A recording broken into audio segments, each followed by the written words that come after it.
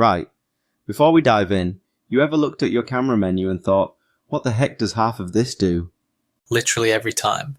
I've just been winging it and hoping for the best. Fair play. Let's start with how your camera saves photos. RAW versus JPEG. Heard of those? Yeah, but I don't really get the difference. One's like bigger. Spot on. RAW's the full fat version. All the data untouched. JPEG's trimmed down, compressed, ready to share but less flexible. So why would you ever pick JPEG? Quicker to handle, smaller files, and decent if you're not editing much. But RAW lets you tweak loads later. Exposure, colors, shadows. It's like cooking from scratch versus microwaving a ready meal. Got it. So RAW if I want to edit properly? Exactly.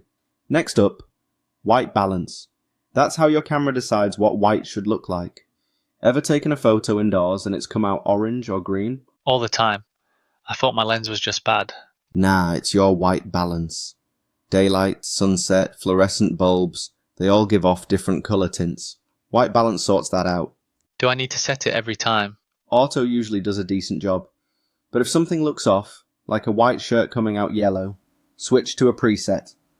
Or dial it in yourself if you're feeling fancy. Presets like daylight or tungsten, right? That's the one. Now let's talk camera modes. Manual, aperture priority, shutter priority program. Know what they do? I've seen the letters on the dial but never dared to touch them. Ha! Classic. Manual. M gives you full control. You pick shutter speed, aperture, and ISO. Great if the lighting's weird or you want a specific look. Sounds like a lot though. It can be. Aperture priority, A or AV, is a good middle ground. You choose how blurry the background is, the camera handles the rest. That'd be good for portraits, yeah. Bang on. Then there's shutter priority, S or TV. You set how fast the shutter is, great for sports or anything moving. And program? Bit like auto, but you can nudge settings around. Good for quick snaps when you don't want to faff. Makes sense. What about focus? Mine always seems to lock onto someone's ear. Ah, that's focus modes and focus points. First, focus modes.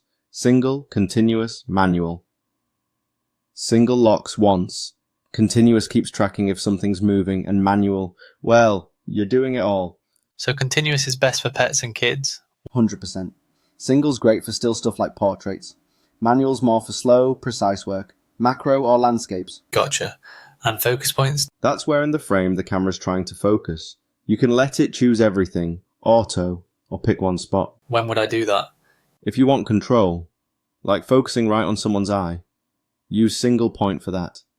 Group or zone if stuff's moving around. Auto's getting better too, especially on newer cameras with face or eye tracking. I've definitely been blaming the camera when it was me picking the wrong mode. Don't worry, we've all done it. Last bit, metering modes. That's how your camera decides what the right exposure is. Oh yeah, I've seen those. Matrix, center, spot. Yep. Evaluative or matrix looks at the whole scene. Center weighted gives priority to the middle. Spot metering, that's surgical. It measures just a tiny part, usually where you've focused. When would I use spot? Say you're photographing someone in front of a bright window. The camera might underexpose them. Spot metering lets you expose for their face instead. So evaluative for everyday, spot for tricky lighting? That's the gist. Center's alright if your subject's always bang in the middle. This is making so much more sense now.